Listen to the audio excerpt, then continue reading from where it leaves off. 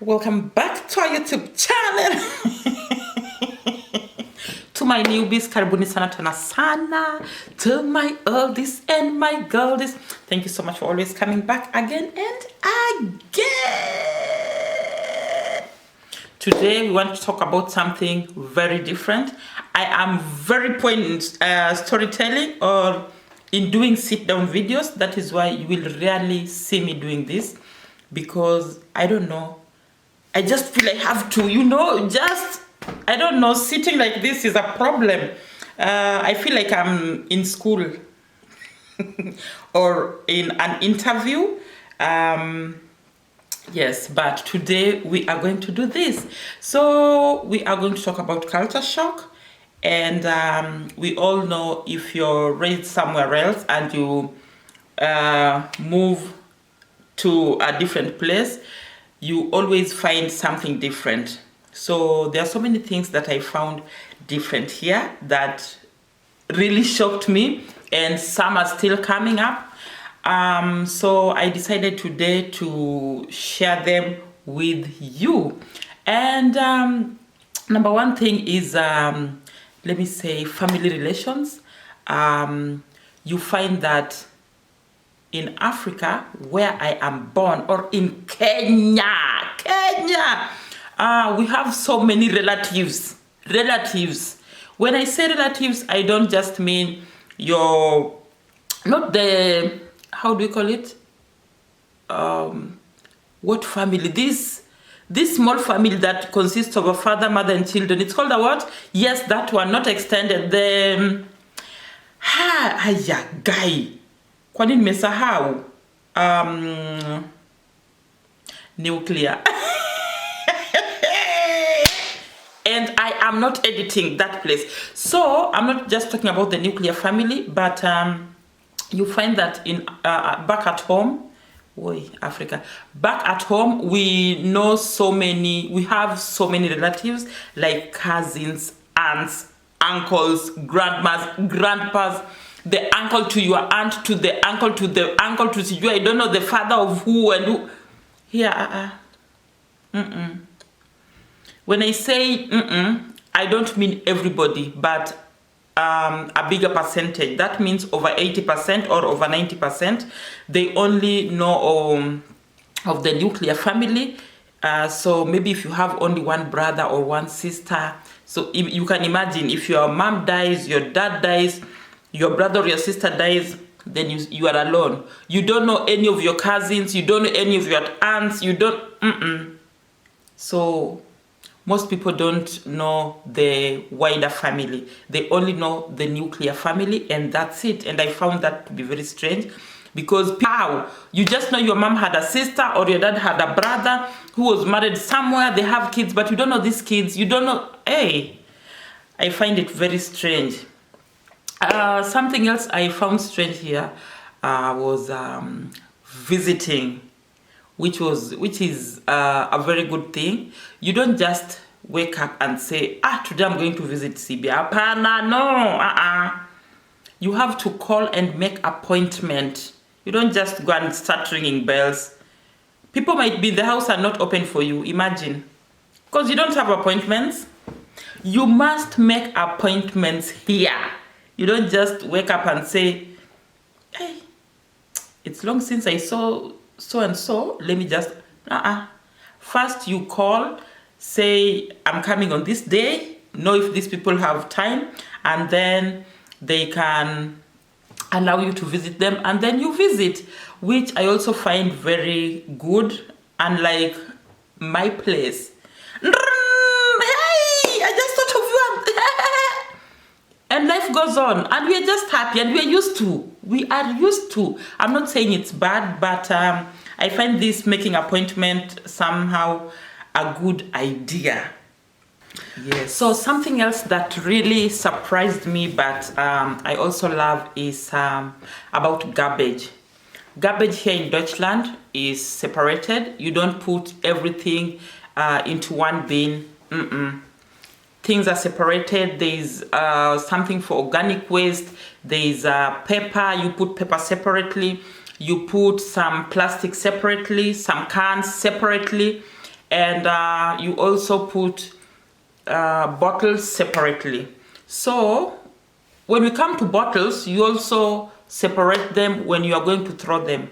You don't just throw bottles together. You classify them into colors. You throw brown separately, green, and then we have white, which is the clear one. You throw them differently. Imagine bottles. Mimi najua chupa ni chupa. Bottles are bottles. So things are really put in order here.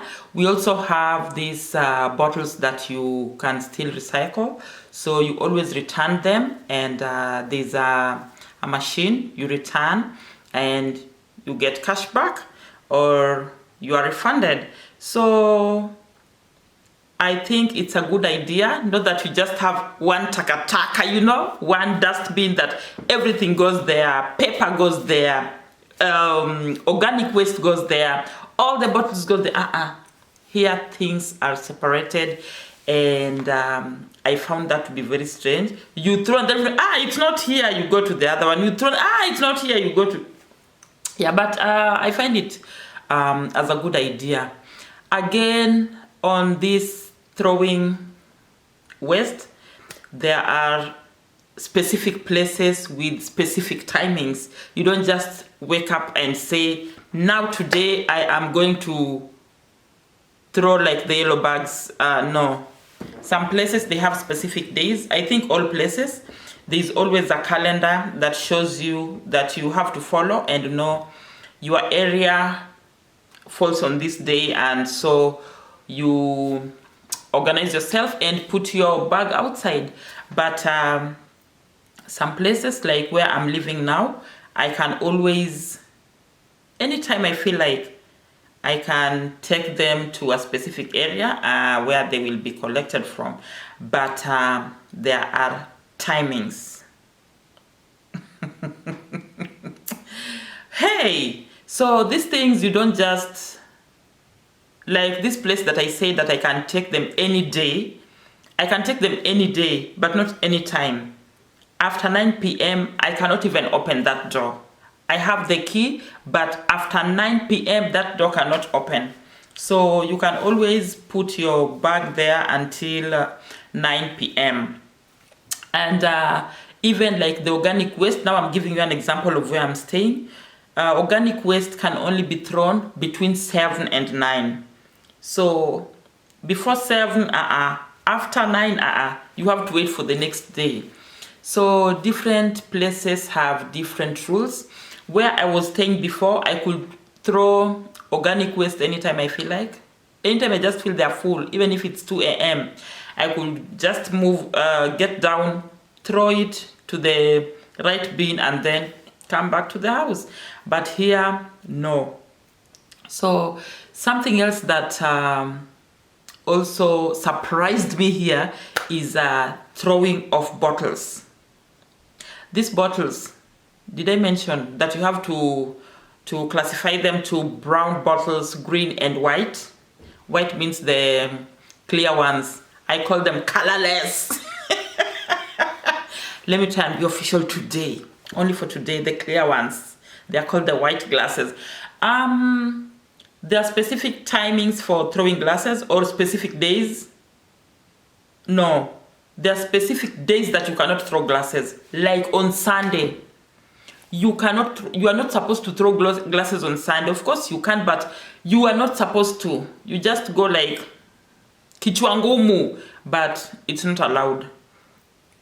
Because Sundays are taken as peace days, or is it peace days? People need their peace. I'm just translating my own things, but I know you will understand me. So on Sundays, you are not supposed to be making noise for people. And this applies to so many things in different places. Some places, you cannot even hoover your house on Sunday. So you have to hoover your house between Monday and Saturday. And there are still specific timings. Some places until 8 p.m., some places until 10 p.m.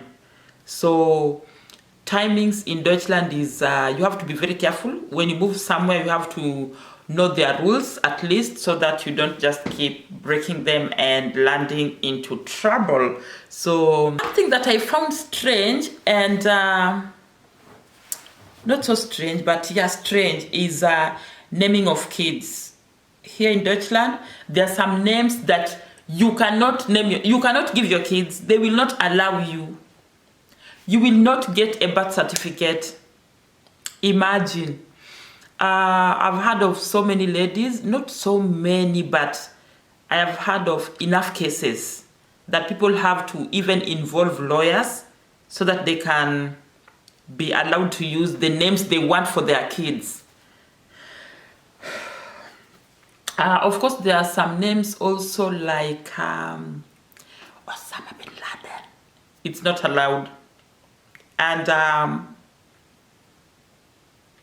Hitler. It's also not allowed.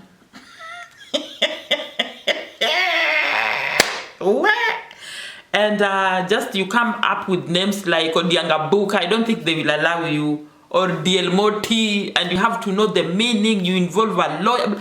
It's hectic. Of course, their names, you can just explain and they understand, but some, Imagine naming your child and you still need a lawyer. Apart from naming, something else, I think this is going to be the last thing I'm going to talk about in this video. Burials, graves. I don't like talking about graves, but it's something that surprised me, so I just have to share with you also.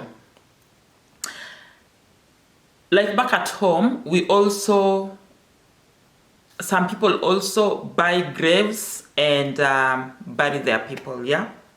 But what I have never experienced is one grave for one family. As in, I'll just give an example with me. Like, for example, if I am married and I have kids, then we have to, and these graves are hired. There is only a specific period of time that you can rent them. And if this time expires, of course, they are sold to some other people, which happens in even back at home. But at least for us, we have, like in the village, you have your own space that if you're buried there, you can stay there forever. But here, there's nothing like forever. When your contract expires and you do not renew it, of course, things are thrown out, and the next person buys this place or this space, which is normal. But this thing of one grave for the whole family,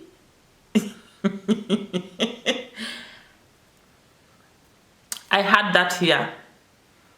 If you know about that in any other place, please tell me. Your grave contains your grandfather, your grandmother at your grave, yeah.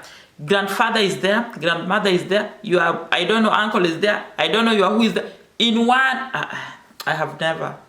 That one, I saw it here. So, I think I'll end this here. I'll end this here, and hopefully, there are so many things still. Maybe I can do a part 2 of this. If you need a part 2, please let me know. I'm so bad in this. I just feel like this is not the right thing for me. But if you think I should do some a part 2 of this, because there are still so many things that shocked me, please tell me down there. Yeah, so thank you so much for watching. If you've watched up to here, see you on the next video.